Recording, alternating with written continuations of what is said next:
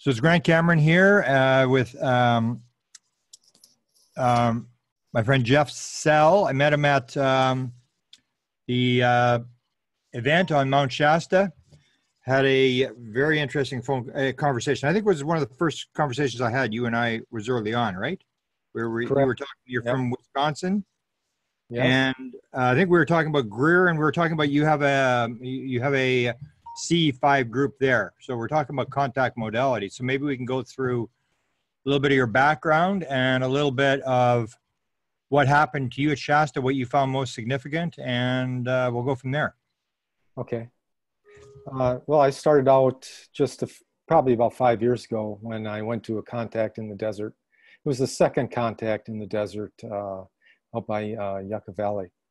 So I stayed there for the Greer C5, and there was a group of probably 80 people that actually participated in the C5 there. So nothing much happened there. The next day I had a very high-strange event happened, which I'm not going to get into here. And then it was the next year in April, I attended one of Greer's formal expeditions, the week-long expedition in Yucca Valley, where I met somebody very interesting. I think that contributed a lot towards my experience, my whole experience ever since. But the fellow I happened to be staying with was from New Zealand, and he taught me quite a bit. He went through a trance. We were doing a CTS, one of Greer's protocols, and this guy went way out, and he went into a trance and came back, and there was actually he came back. He was quite shaken physically. I had to help him out of his chair. He was pretty wiped out from the trance, which I've never experienced myself, and I've never seen somebody go through that. So it's like an out-of-body experience type thing? Yeah, I would say so, because he brought something back with him, too. Wow. Oh, wow. So, what was that? well, he kept saying, he wasn't feeling that good. He was pretty wore out. And all the way back to our house after the event, now this is about 1 o'clock in the morning, Okay. he said these entities were flying around his shoulders. Wow. So, 20 minutes to 30 minutes later, when we get in the house, I thought, well, why don't I see if I can take some pictures of, just to see if anything shows up on film. And sure enough, there was something showed up on film around his shoulder. Wow. It was green, Wow. a green entity. So I have that posted on one of my movies on YouTube. So I made a few short clips of Greer expeditions on YouTube. So I personally have had some incredible experiences on Dr. Greer's expeditions. And, I know there's a lot of, he gets a lot of negative press, but I'm on his side, and I've never, although his personality is different than, than a lot of people's, but anybody that does the things and has put up with the things he's putting up with and has survived it would have to have a certain type of personality to exactly, yeah. To do that. That's, I think, what's been most impressive when we had our conversation is that you hear all this stuff about, nothing happens at Greer events, and there was one other person I talked to who said, oh, no, that's not even close to being true. So I'm glad that you, what do you see different between the protocols that Greer might use and the ones that were used by the Rahma people at Mount Shasta? Is there a big difference? Well, Greer is more open to any type of experience, extraterrestrial or astral, any entities are welcome. They're invited.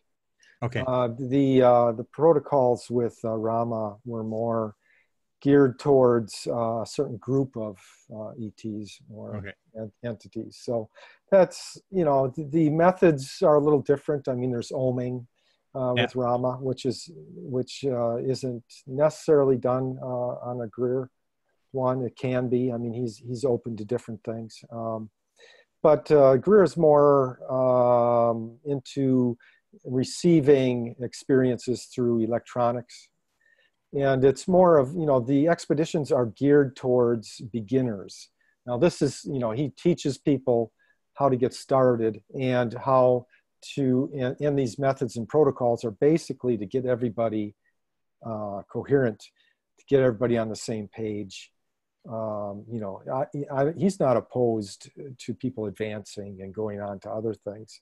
Yeah. And that's something we do at our ones here. Is some people don't do the C5 protocols as done by Dr. Greer. They do their own things. I'm open with that as long as your intentions are good. Yeah. And tell me about your group. Like, how do I don't have a big group. I've had a lot of trouble. I use the ET Contact app. I might send out invitations to 25 people in a 50-mile radius. Okay. And I get 5 responses back. Okay. Of those 5, I get some interest, and then maybe 3 will have continued interest. And when it comes to the date of doing a C5, I'll be lucky to have 3 people show up. Yeah. So it's been tough to have any regulars. I do just have a couple regular people. So at the time when I started that, I was working. I wasn't retired yet, and I didn't have the time to, like put together a newsletter, once a month thing about what's going on and all that. So, it takes a lot of time to, a lot of time to organize things. And yeah. And you have to, I guess you have to empathize with the people, because like if we're retired, it's not so bad. But if you're taking a kid to soccer practice and you got to go to game and, this and that, right, and you're sort of just busy paddling along and just trying to keep above water. So you can sort of see that. I know with the, we have this event Saturday with I think you got an invite to it for the experiencers thing. There's a list, I guess, of about 40 that I sent out. And there's a list of 400 that we used to use. And these are all people who are into, mostly into portal type stuff. So my assistant desk asked, should I send out to the 400 people? I'm going, well, I don't know. I don't know if we need that many people, because it's more like a Shasta event where a lot of people are curious about it. And if the Shasta people are there, they can sort of answer questions. But I know what you're saying. I can send out to 400 people and maybe get 35 or 40. And that's on a thing where they don't have to go out into the wilderness or travel or just turn on the computer. So yeah, it is what it is. But it's difficult here. It's difficult here. I'm sorry. It's difficult here in Wisconsin too, because of weather and mosquitoes. So, you tell people to, how you request that they bring the proper gear, for instance, and then you have somebody coming to the event wearing flip-flops, they're going to get eaten up, and that doesn't add to their experience. So, have you had any big events there, or big? Yeah, we've had several big events. Wow. And one of the first ones were these, and it was a new person. I was setting up, so I was a little distracted, and a new person says, "Hey, what's this floating in the air over here?" And it looked like a Chinese lantern, and I didn't have my camera ready at the time.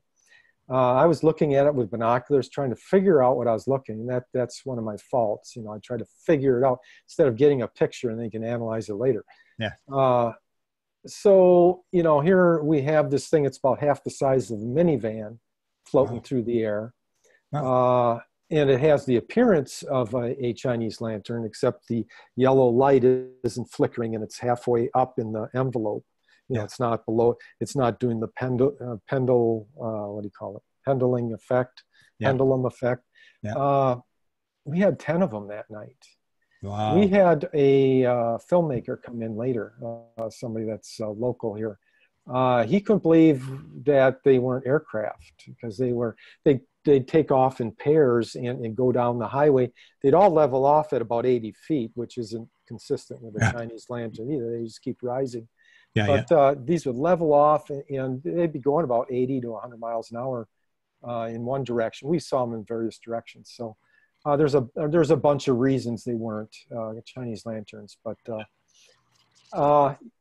it was very interesting because I just had finished playing the crop circle tones, and Okay. I transmit them with a radio. Uh-huh. So I've continued to do that. It seemed like it woke something up, Wow. Wow. and I've seen several things since then too. We've had some pretty amazing experiences here. Wow. Fascinating. Is that what got you going? You said 5 years ago, or did you have anything as a kid or any other paranormal phenomena Yeah, that? yeah. When I was a kid, I heard a whirling noise, and I was watching, waiting for it to clear the trees so I could see it. And this is a summer afternoon, beautiful day. It came in, it came past the trees. It was just a cigar tube shaped thing about the length of a car, Wow. Wow. and maybe a meter, half a meter in diameter, maybe Wow. 2 foot in diameter. So this thing just came and made the whirling noise and went right over town, from the radio station all the way over to the other side of town where the grocery store was. And it was only 500 to 1,000 feet above the Yeah. ground. It's just the weirdest thing. And didn't Wow. quite know what to think about it when you're 5 or 6 years old. But yeah, So do you consider yourself an experiencer? yeah, I've experienced some things. Yeah. And you've got other paranormal phenomena, like sometimes I ask people, I'm pretty interested in stuff like a port phenomena or manifestation stuff where stuff just pops out of nowhere, or your keys go flying across the room, or weird stuff like that. I haven't had that, a port or I did live in a house where there was a ghost that would walk to the bathroom, Oh yeah. turn on the water for 5 seconds, turn it off, then walk back to their bedroom. Yeah. So this happened. A lot of people witnessed that too. That was quite unusual. Yeah, that's pretty common. Like if you take a look at, remember during the group, Cameron was talking about Michael Talbot, and he had a lot of poltergeist experience when he was a child. He was an experiencer, so he didn't put that together till later. That all these things I think sort of fit together. That you sort of we parse them, and we say that's this, that's that, and in the end, it may all be the same sort of. You're more sensitive. You're picking up this stuff. So yeah, that's interesting. Where you have the ghost phenomena fitting in. Yeah. But other than that, I didn't have a lot of other sightings. It's interesting too, and I remember saying at the Rahma thing that ETI gets into your head, and one of the good examples for me was a few years ago I was talking with my dad at 11 o'clock in the morning while we were standing in the driveway, and we're having a conversation, and something prompted me to look to my left, so I Okay. looked and I didn't see nothing, So I just kind of blew it off, and then I got the prompt to look again. I look again, and I see a craft flying by, broad daylight, and zooming by. Yeah. I'm a private pilot too, so Okay. I could estimate the speed at it was well over 300 miles an hour, Wow. Okay. probably the size of a car, and Yeah. just went buzzing by, and it went right over the site where we do CE5s. And we had just done one 2 days earlier. So I thought, now here's the importance of doing contact ahead of time. It took him 2 days to fly over our site, So I'm just thinking, So he came to the party. He's 2 days late, and it's our fault. It's our fault for not being Wow. a little better with that. So. How do you assess it? And if you look back on everything that you've got any theories as to what you think's going on? Do you think it's ET? Do you think it's interdimensional? Do you think it's spiritual phenomena? Is it all of the above, or? I think it's all of the above. I think it all ties together. I was just recently, I was at a Indian or Native American Oh, cool. effigy site, where Okay. they create animals and things. They Yeah. make mounds. This area's pretty. There's quite a few of those around here. I mean, they go back, I think, before Christ, and up until about 700 or 800 years ago is where they're dated. You're So outside of Milwaukee, correct? yeah, between Milwaukee and Madison, Okay. Okay. Wisconsin. So I'm doing a meditation, and I get this site. I see a Native American standing up in white garb, dark hair, long dark hair. He's looking up in the sky, and I ask him what he's looking at. Then I got this strong feeling that I associate with ETI. Okay. And then I asked them, if it'd be okay if it'd be okay if I could photograph them, if they would manifest in some way. Okay. And that's where shortly thereafter I was filming a chopper flying over, which I don't usually film, videotape a chopper flying over. So I film it, and I didn't notice it until I downloaded the footage. And until I slowed it down, I saw this flash go over the helicopter. So I started slowing it down. Sure enough, there's these dual spheres just spitting and flying right over the helicopter. So that was, there's actually, if you look close, there's 5 different instances in that 2 seconds of video where there are spheres flying around at very high speed. And you don't see them until you slow them down. Oh, I haven't seen. I know I've seen the film. You sent me a copy of the film, but I have to take a closer look at that. Yeah, so you have these dual orbs, about 6 foot long. They're moving over 500 miles an hour. Now, I've sent that video out to have it enhanced professionally, and I sent it to one of the fellows here that was at a CE5. He knows that Sam, somebody from Illinois, who's a MUFON guy. Oh yeah. I know what you're talking about. Illinois. Sam, I know what you're talking. Yeah. So he's going to look at it, and there's also, I sent it to a guy that does this professionally in France. So. And when was that taken? That was April 16th. Of this year? Yeah. Wow, because you're familiar with the TTSA, the whole thing about the Italian thing. Right. And when I looked at that, I've got a friend, he might be on Saturday, he'd probably be on Saturday on the event. His name is Tony Bintz. I mean, your helicopter was pretty low, the one you took, and his looked like they're about to land on him. They're like right, and he's got the same thing. He's got UFOs in the photograph. And so as soon as I heard this TTSA, the UFO chasing the helicopter, I'm going, well, you could use a car to chase a helicopter. It moves so slow. And then I actually put it on Facebook, and I must have got a dozen different people photographing helicopters with UFOs in the photo. It's almost like it's part of the thing. And you wonder, is that really a helicopter, or is this part of some stage thing you're supposed to be looking at, or what is it? Well, it could be both of those, but in my case, I believe it was the only way to get me to get my attention to keep photographing it. So they apparently wanted to manifest, and that's how they chose to do it. It was a real helicopter, just minding its own business. Yeah. Like I said, I don't normally photograph a helicopter going over, but that's where I feel like they're in your head far enough where they say, okay, Jeff, you wanted it, here it is. They gave me something to photograph, and it flew right over it so fast that I never saw it. Yeah. Now in that film, I says it flew right over me. What I was referring to was the helicopter. Just at that instance, though, not by coincidence, maybe, the object flew right over it. So it kind of looked like I saw it and said that, and that's not the thing I was trying to get across.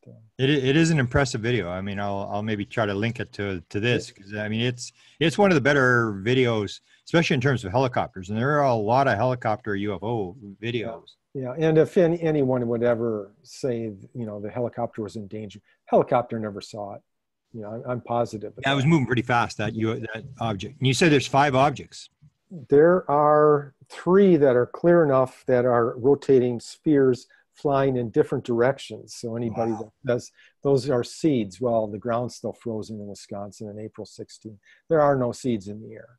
And the footage is good enough. It speaks for itself, Yeah. So if you're a professional analyst and you take a look at that, there's some things you should know, like the bases of the clouds that day were at 2,100 feet, the direction of the helicopter, although it looks like it changes in the film, it was dead straight at 210 degrees or so. Yeah. There's a lot of things you should know when if anybody's interested in analyzing that. So, I look at that film, and it's pretty bulletproof as far as, everything goes. And that's what they gave me. I look at, I asked for that. That's what they gave me. I'm very happy with it. I'm wondering, after that happens and I discover that, I'm thinking, am I supposed to keep this to myself, or am I supposed to share this with the world? And I just realized that, if I share it with the world, I'm open to the whatever happens, So. Yeah. But I think we're sort of past the crazy stuff. I mean, there's so much stuff out there, and I think it is, I always define this as being in the Super Bowl of all stories, and we've got some stuff, and you can't really keep it to yourself, that you put it out. And like when I saw it, I went, wow, you just need a couple of people who you sort of wake them up, or they start thinking about it. And I think it's all intentional. Otherwise they wouldn't sort of have given you the hint, which you seem to indicate, and a lot of people indicate, was, they get the indication they're watching a movie, and then it's like, you should go out and skywatch and take your laser with you. And the guy walks out and the thing goes flying by, and it's like, it's almost like they're prompting you, okay, get ready, here we come. And right. And so anyway, well, what led you to Shasta? Like, why have you been to the events before? Or is this your first time? This is my third time. Oh, it's third. Okay. Yeah. The first time we did the integration with the cesium crystals, that first. Yeah, let me talk to you about that. Was that 2017? Were you there? Yes. Yep. Okay, so I was across the road from you guys. I was watching you guys, and I was wondering, what are these guys? Because we had some stuff going on our side, and I was thinking, like, and they didn't want me to really talk to you guys, and I said, no, I'm going to talk to these guys, like, why not? I want to find out, because I was so amazed when I had my experience on that side. So because I'm talking to people about this crystal ceremony, and I didn't get to do the initiation because, everybody was moving around with the trucks and the cars and people walking around and stuff, and people stopped the oming and stuff, and the circle just faded out. So it wasn't done. But tell me about your initiation ceremony. Was that 2017? Right. Yeah, that was my first time. That was the second night out there.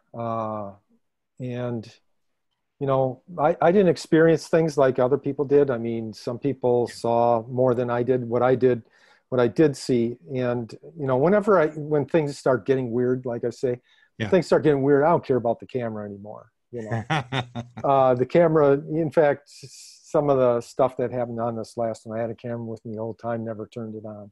But that in 2017, we had a guy there that had the crystal bowls, and he would do the singing bowl thing. That really seemed to enhance the experience. But what I saw when we started the initiation thing, or what I saw were about 30 lights along the edge of the forest. Oh. Different heights, maybe the highest ones being 15 feet, 40-foot long area where you'd see white lights. Now, other people were seeing big orbs, white orbs and things like that. Yeah.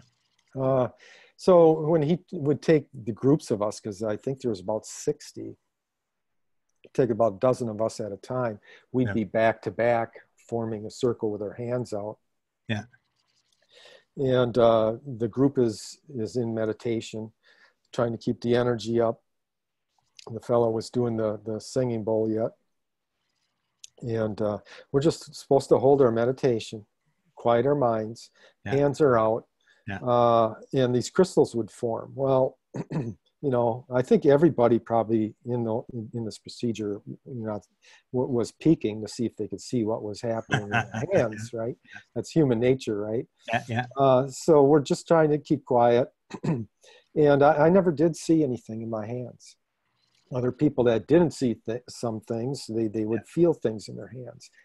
I never felt anything in my hands. So I'm out there, and all of a sudden I get this powerful feeling, and I don't know, I've tried to analyze this experience, this energy coming in my body, starting with my hands. Now, somebody might ask, well, was it electrical energy of some sort? And it's like, no, it wasn't like getting shocked. It wasn't like static. It wasn't, I don't know how to describe it. It's just an energy that comes into your body. In this case, it came in through my hands, went up my arms, went up in my shoulders, upper torso, and head. So the top part of my body is what I call lit up. Yeah. And and it just kept getting stronger and more strong. And Reiki would come around when you'd see crystals in your hands. You put one over the other and then put it into your heart. So that's what happened. I think he came around twice. He asked me what was going on or what was happening, and I told him. And he says, keep it going. And then he came around again and he pushed it, with my hands up into my heart. So I didn't have a powerful reaction to that. Others have. Yeah. This feeling to me wasn't new. I've experienced in C5s, but never so intense and never so much where it increased or was focused on a certain part of my body or top half of my body in this case. Usually it's my whole body. So that's what happened. I thought it was profound, you know. Yeah. And when the weekend's over, you know, I have some things that happen that where this energy releases as I leave the area. And this has happened with both of the Greer events I've been to, and with the Rahma. So it's a very powerful feeling of joy. Wow. Were you the one filming it in 2017? Who was filming that portals type stuff there? Yeah, that thing that popped out. Yeah. I was using autofocus. It's an hour after sunset. Yeah. And the camera stopped focusing after those last two pictures. Last two pictures just happened to show a V-shaped light appeared behind the group. Nobody saw this. I didn't see it. Yeah. And then 6 seconds later, I get another shot where the part of the light changed position and it looks like a miniature UFO popped out. A miniature classic flying saucer. And it just so happens to look like the one on your book cover, by the way, where that little girl's holding. About that size. Yeah, wow. Yeah.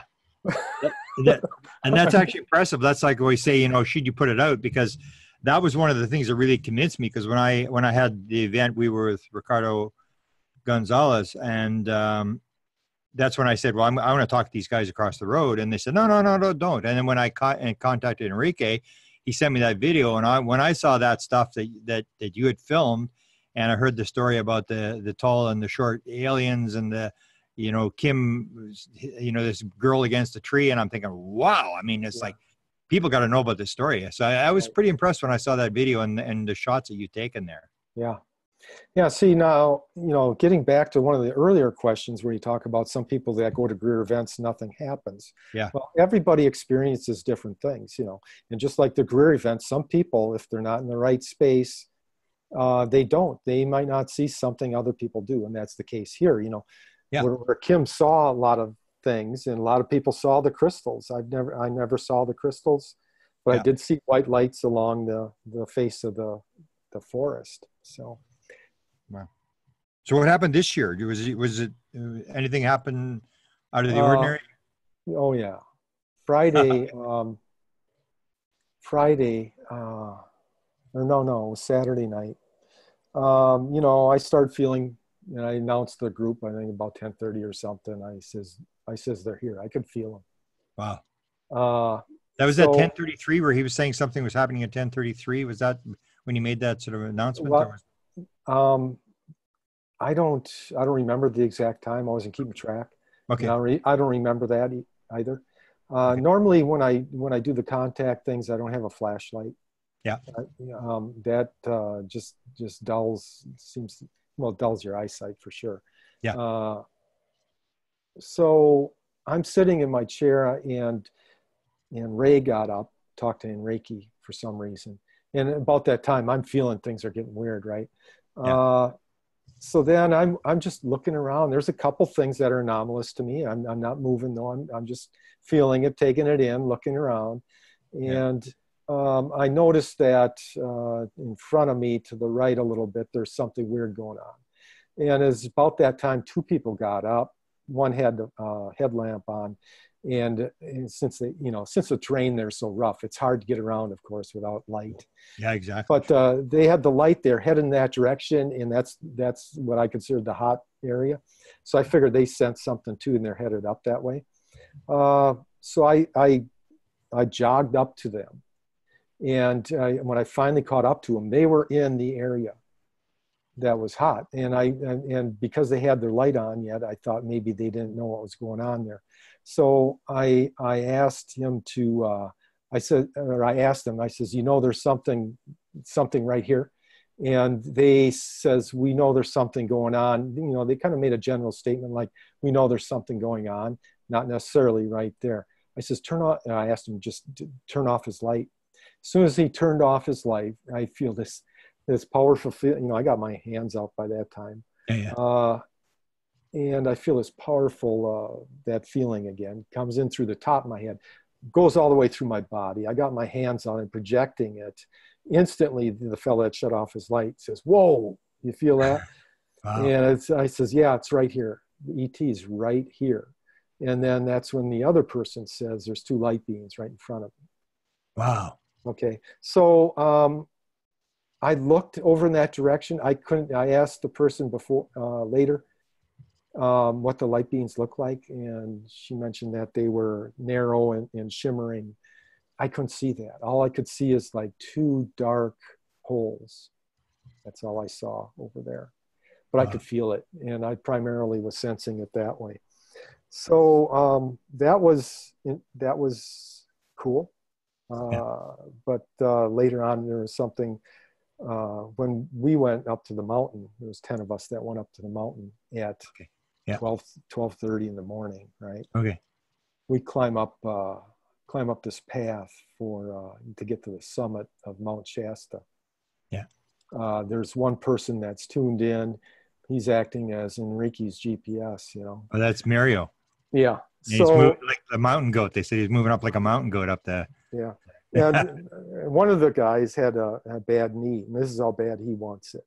He went up climbing too with a bad knee. So we find the spot, we get on this path, and we stop in the circle, and we had a discussion. It was a important discussion that Enrique needed to have. And then we had a guy that kept seeing, even at the other site, he kept seeing a white orb move from his left to right. And when we got up there, he says, "Whoa, it just went by again." But we were having this discussion. It was kind of a downer, but it was important. It had to be said. Things had to be said. But so we decided after the discussion just to do a meditation, see what happens. So we do this meditation, just a personal one, each of us. The guy says he saw that go from left to right, that orb again, that white orb. While I'm doing the meditation, I see a white light right on the right side of my mind, right side of my head. And he happened to be on my right side. His orb is going to the right. So we reported that to Enrique. He says, "Go." So we went. Oh, so he told you to go. Is that right? Okay. Yeah. So because I was wondering why you guys left, because you sort of like there was that sort of confusion as to the question, who's ready to go compared to who should go. Right. I was wondering why you guys just suddenly just sort of broke off and zipped up. So that's what happened. Okay, interesting. Yeah, that was the confirmation that there's something going on. 2 people, got the same thing basically. So we go up this narrow path. Now this is up in the mountain. There's not sheer drop-offs on both sides, but there's steep drop-offs. It's all rocky. I mean, big rocks, 2-foot diameter rocks, little rocks, and it's all covered by, vegetation that's about this high, so you can't see nothing. And I don't use a flashlight, right? Yeah. So the guy that was seeing the orb, and as soon as Enrique says go, he shot right up that path. He's got a light, right? Yeah. And he gets to the next little clearing where there's some trees, there's no way I could get there without a light, So I get about halfway and I start getting this feeling, and I put out my hands and boom, it comes right through me again, through the top of my head. I'm just lit up, and I got my hands out and I see right in front of me, there's this like rolling smoke. Okay. It's horizontal rolling smoke. And that's all I could see. And I'm in contact. Yeah. I'm feeling real confident about it. I'm asking for a more solid form, but it just keeps doing its thing. It's just rolling like that. And then the guy that was ahead of me, he says, "Hey, aren't you coming?" And I said, no, there's something going on right here. I says, Yeah. turn off your light and come on back. So he comes back. And the whole ground, now I've seen little white and red lights, occasionally a different color one, a green one or Okay. something. Usually they're about the size of a grape. These are like smaller than a pea. And they're all different colors: blue, green, red, white. I've never seen, the whole ground was lit up like that. Wow. They're spaced probably 6 inches apart, maybe. These different colored lights. How big would the area be that they're lighting up? I'm guessing it's about 5 foot wide. I Okay. tried. I was pretty confident about the contact was there. It wasn't going to be broken, which was a little unusual. Usually I'm more, you have to hold the concentration. Yeah. But Yeah. Yeah. I felt really good in that space. And so I tried checking out the dimensions, and it looked like about 5 foot wide curtain of rolling smoke Yeah. and down to the ground. Same thing with the lights, about 5 foot wide, maybe 2 foot deep, 2 foot by 5 foot area is lit up. Wow. Wow. So he comes over, and one of the things Enrique saw was that the female with a white garb, Yeah. that had a USB port in her Oh yeah, wrist. that's right. Yeah, I remember. Yeah. That's right. I forgot about Well, the guy that came back, he told me he saw her. While he's looking at this, I told Wow. him, it's all happening right here. So he was probably at the edge of it, that I could perceive, that 5 foot edge. that. Okay. So he came in. I asked him, just close his eyes. You have to have loving intent. Yeah. You have to be fearless. I'm sure he had all that. I mean, he seems to be pretty connected. So I says, just put your hands out, and he put his hands out, and I thought he said he saw her, and I may have mentioned something that it may not be what you think it is or what you see. There may be something behind that. But anyways, that aside, next thing you know, he just pulled back. He jumped. His right hand pulled back. Wow. I saw at that moment red light about the size of a pea. Now, it wasn't electronic shock. It was just a red light, bright light. The instant that red light lit up, he pulled his hand back. He said he got shocked. Mm-hmm. So after that, I'm just trying, I'm just experiencing it. And I don't know how the point came where, the guys down below, they're about 25, 30 feet away. Yeah. They say, hey, we're going. They didn't know nothing, they didn't know anything was going on. Yeah. And Yeah. I says, hey, we're having an experience over here. So I says, if you guys would like to join us, come on up. Yeah. So the other fellow went down, and him and Enrique stayed back. I was a little surprised Enrique didn't come up. But there was 7 other people that came up then. And some I don't know how well their English was, so I didn't know how to describe what was going on. But one of the fellas that earlier that I was talking about, when the two were going up the hill, and I followed him, and I had him shut his light off. Well, when he came up there, he put his, I told him what's going on. He put his hands down, and he was blown away. He says it felt like 2 rectangular shaped, like a cold or a magnet, a rectangular magnet. He was describing maybe a 2-inch by 1-inch magnet or rectangle. 2 rectangles were pushed into his both hands. That's the GPS guy? No, that was the other guy. The guy, can I name names? Yeah. Because So yeah, that was Marcel. Oh, okay, Marcel. And Marcel's had a number of contacts before. Yeah. I mean, face to face. So he was there in He managed 17. to hobble his way up there with his bad knee. Right, and I think it was worse coming down. Yeah. But so he had, I don't know what he all experienced, other than that's what he told me. He could see the lights as well on the ground. Was that right? Wow. I'll be talking to him tomorrow. I'll ask him about that. Yeah, that and everybody up there, I think, could see the lights. I'm not sure, but given that it was such rough terrain, it was on an incline, and when Marcel was having that experience, the rolling smoke turned into flickering. So there was these flickering lights. Now, if you would have the wall on the back side of a fireplace, for instance, at night, Yeah. you know how the back wall flickers. So that's how this was. It was flickering. It was quite bright, and the lights were on the ground yet. It was progressing. Things were still progressing. So, I'm trying to get as many people up there as possible to experience it. I think the people at the tail end weren't in the zone Yeah. where the things were going on, so I'm not sure what they experienced. And we should have just rotated people through, is what we should have done in hindsight. I think, this is one of those experiences where you look back at it. When things are happening, you're thinking different than you do, later when you're analyzing things. But one of the fellows mentioned he has hands out, and he says his hands, and I've seen this at Greer events too, where your hands get like a photofluorescent color. Usually it's green. He said his were blue. Okay. So, and that's a real faint, subtle thing. And that's one of the things I think a lot of people miss when they're doing C5s. They just want to see, Yeah. a lot of them just want to see the being in front of them. When in fact, if they got their hands out, they might get something to squeeze their finger. They might get a poke in the chest. Those things are all very profound when you're in that space, So. Did you feel honored to have been in that position? Because we were back, when it was told the next morning, it sounded sort of at first like nothing had happened. And then we started to hear the part of the story you're telling.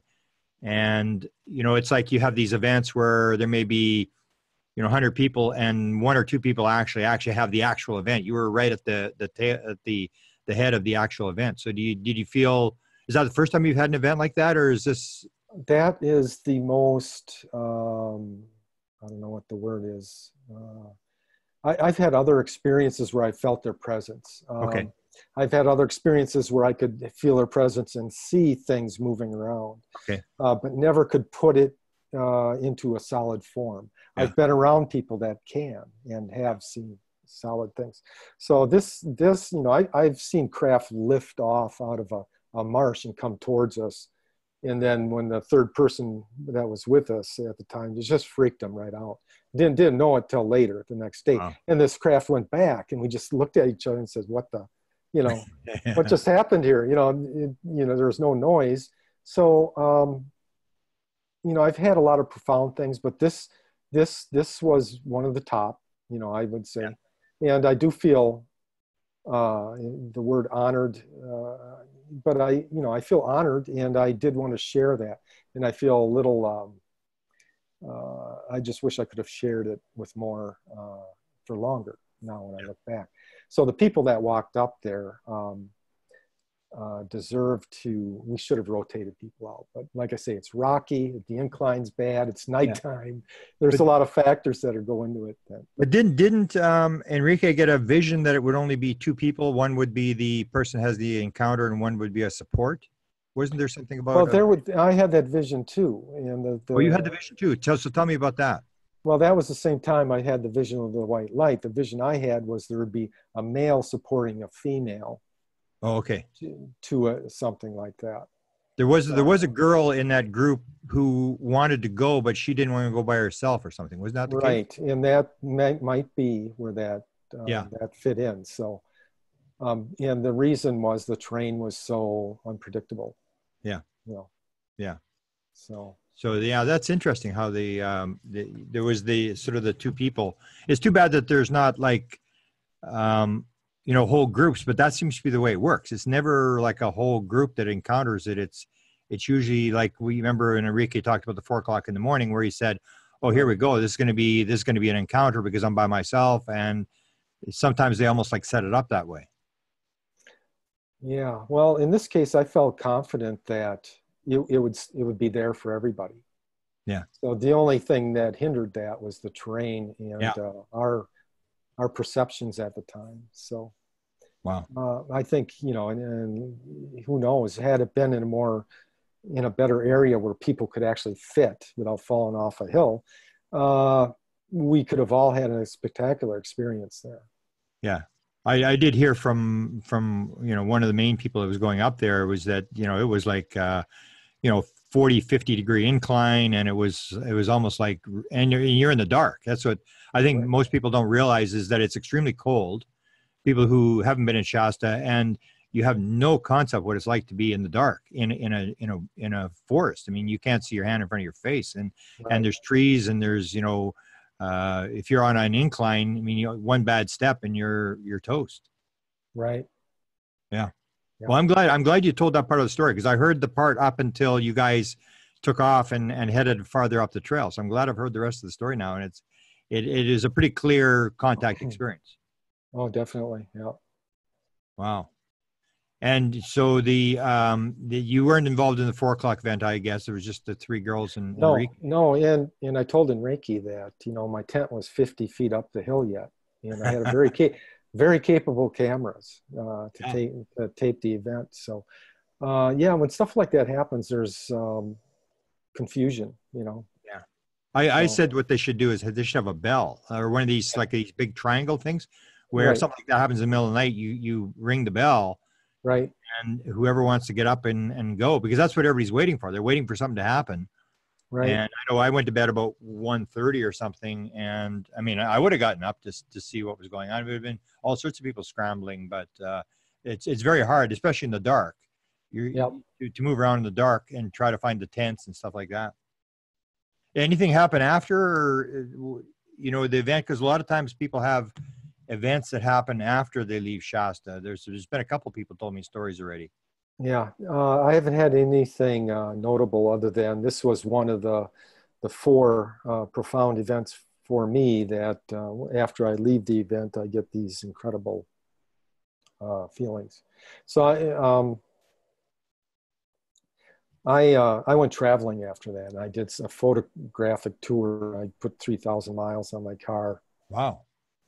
and just took pictures of the Southwest, and I loaded them up on Facebook, some of them. But Wow. so, and then I had to go back to my dual existence, at some point. So, anytime you do that, of course, I don't know, that's the way it's got to be. So, Wow. Well, I appreciate your telling me the incident. Hopefully, you can show up on Saturday for these, because a lot of the people are experiencers. What I do is I think I've mentioned it to you, is I get a lot of people that contact me, and they sort of want me to do their story, and they want to tell their story to someone. They've never told it, and they've held this story for years, and so I invite them on and say, get it off your chest, tell people. And I'd say 95% of the people on there will be experiencer people, and they've all heard me talk about Shasta quite a few times and about the Mission Rahma and stuff like that. So there will probably be a lot of people on there who will have questions, who have thought about going. They haven't gone yet, but they sort of know the stories. And I know Enrique got me a little upset with me that I was sort of kept talking about the Zendras, and everybody figures they're going to go there and walk into a Zendra, and then you have to tell them, well, no, this really doesn't happen all that often. And if right, it does happen, like in your case, there's a couple of people who actually are in the event. And I was there the whole weekend, and I really didn't have anything happen around me. I had in 2017, but when you go through these circles in the morning, when people start talking, I thought it was a bomb the whole weekend. I thought it was like, nothing's happening here. This is not like the other group, until people started talking on the Saturday morning. And I went, wow, it's like, is maybe not happening to you, but there's all the people are there. They're getting messages before, and there was all sorts of interesting stuff happened there. right. Even in 17, there was a section of ground around or no, it was 1918 or 2018, the year before this Yeah. year. There was a time where we were around meditating. We weren't in the area where we were supposed to be. We were just there temporary visiting. We did some meditations and oming, and I could see a section of ground lighting up. Now, when you Wow. see a section of ground lighting up, that's indicative of a Zendra.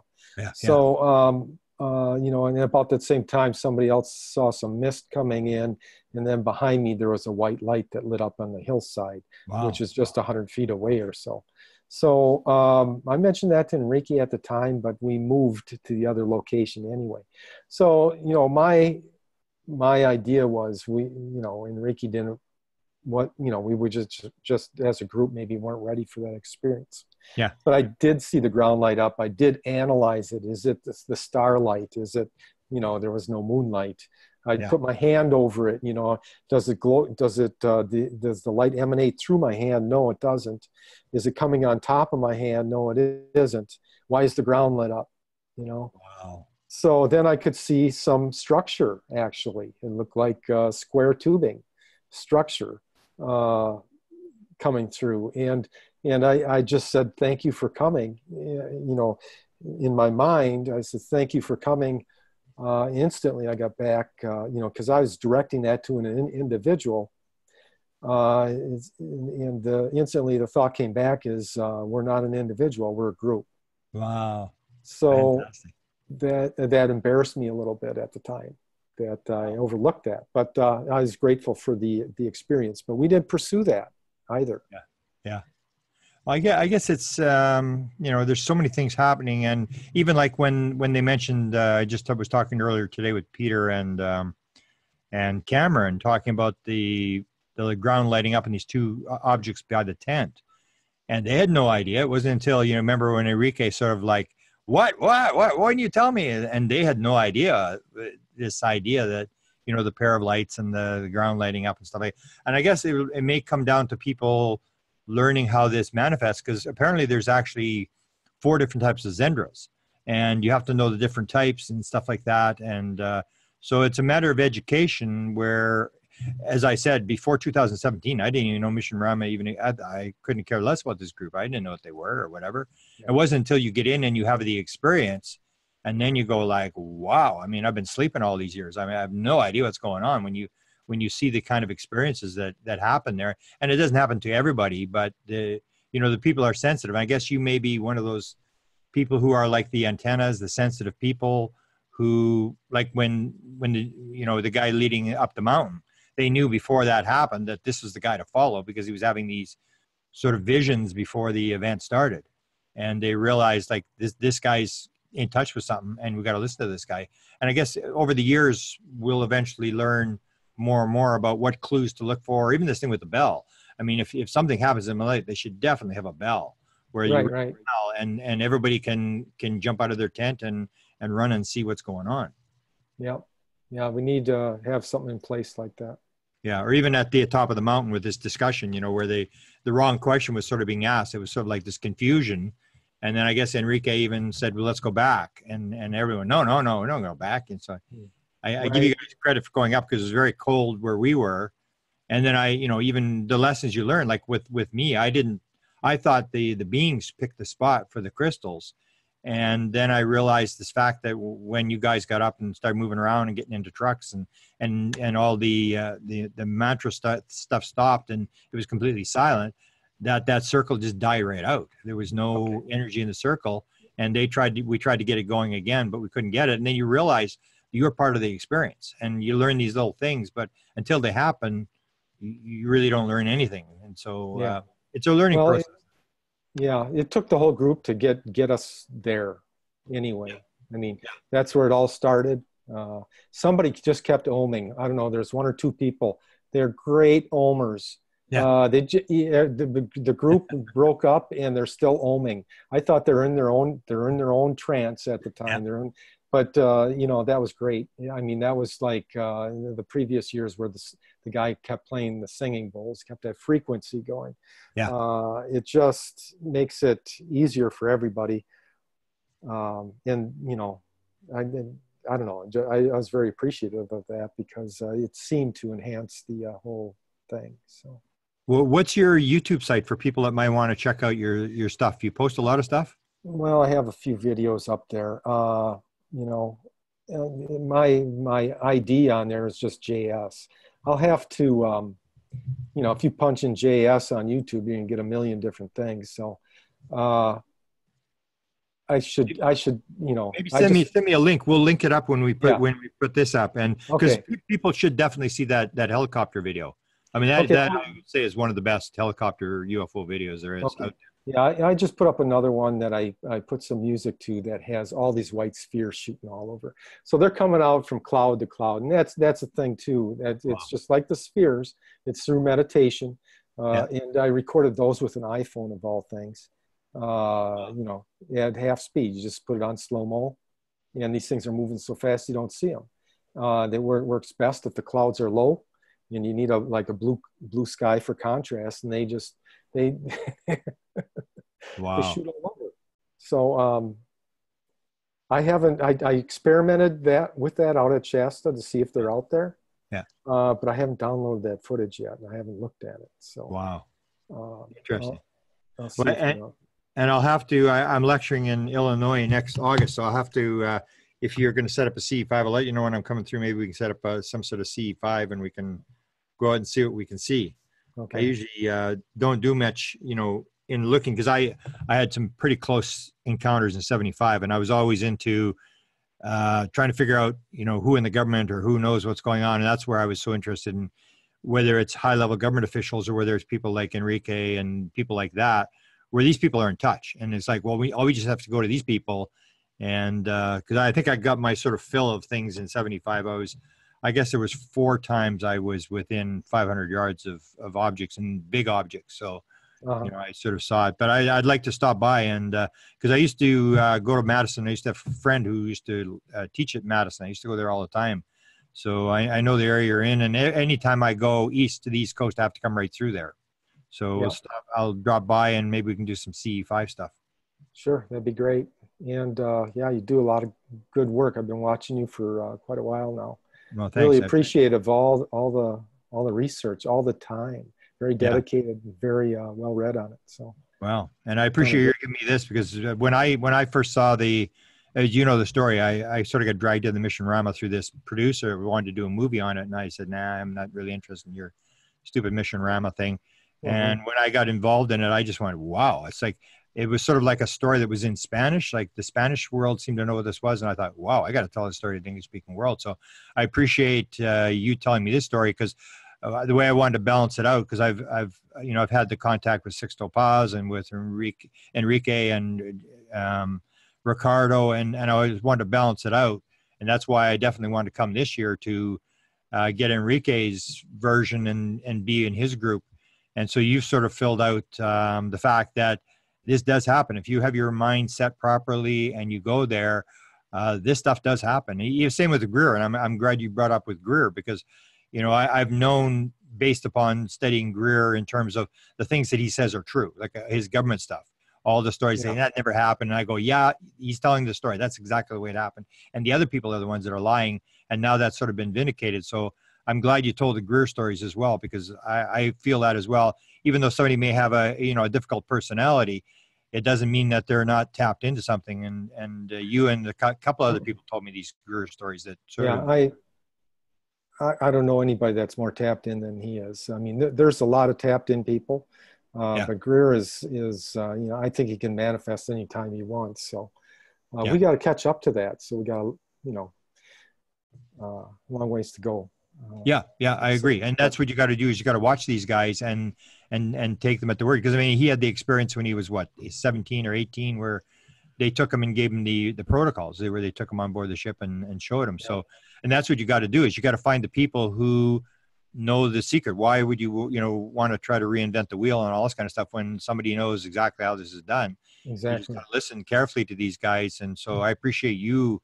I think you're sort of tapped in as well, where you can sort of tune into it, and you've had the encounters, and you know when it's happening. So next time I'll have to make sure I'm around you all the time, because that's what you're looking for, is to find almost like the antenna, the person who's got the signal properly. Yeah, well, that's why I follow Enrique, because he's tapped in. Yeah. And He's got some incredible stories. When you hear, even when I asked him, if you remember, I asked him that question. He doesn't want to talk about the other contactees, but I said, the strange thing when I heard about all these guys, whether it's Sixto or Ricardo or Enrique, is like, they're 14, 15, 16 years old, and they're meditating. And I'm going, come on, no 14-year-old kid meditates. I mean, but they all had that sort of pattern. You could see it when they were very young, that they were into it. They were not really normal compared to the other kids. And so I watch all of them very carefully, and that's the only way you can really. I think the CIA had made a statement where because we cannot control the phenomena, we have to resort to watching the people who are in contact with the phenomena, and that would make sense. That's what they want to do. And I even heard the fact that I don't want to say who said it, but that Tom DeLonge had wanted to get into this and study this movement, and these people like Enrique and Ricardo and stuff like that, and the people that were contacted just said no, we're not going there. Yeah. So the word's getting around, and that's important. That it's not just a Spanish group that nobody knows about anymore. People are starting to realize these guys are onto something. Almost the same as I think people will eventually learn that Greer is tapped in, and he knows what he's doing. Yeah, well, I'm a little surprised that anybody has to convince anybody of that, because he's been doing this for so long. Yeah, and there's so many people that have had experiences. It's a little mystical to me why on YouTube you don't have people reporting their experiences with Greer, and that's why I started making YouTube videos, was to report on my experiences that I had. There's nobody on there. Every once in a while there was a doctor on there, another doctor. I think he was on the expedition up in Durango, and they talked about their experience. He had one of an auditory nature, his experience. He's the only one that experienced it. I thought, that's really a disservice to what Greer does. I mean, it's well known. It's not cheap to go on one of those expeditions. Yeah. He has overhead to pay for, but I put on a credit card like probably a lot of people do. I know a lot of people that wouldn't have to do that, but it's well worth it. Yeah. And then Enrique is pretty cheap. I mean, it's pretty cheap. Yeah. Cheap yeah. Well, we go out there and it's pretty rustic. I mean, you're not staying in a hotel. You're not really allowed to. Right. But, you can have the event as well. So it's just a matter of, I think, educating people to realize, if you want to do the expensive one or the cheap one, it's all basically different protocols, but it'll get you to the same spot. Right. Yep. Okay, I guess we'll leave it at that, and hopefully you can drop by Saturday for a minute or two. Some people stay for a little while, some people just drop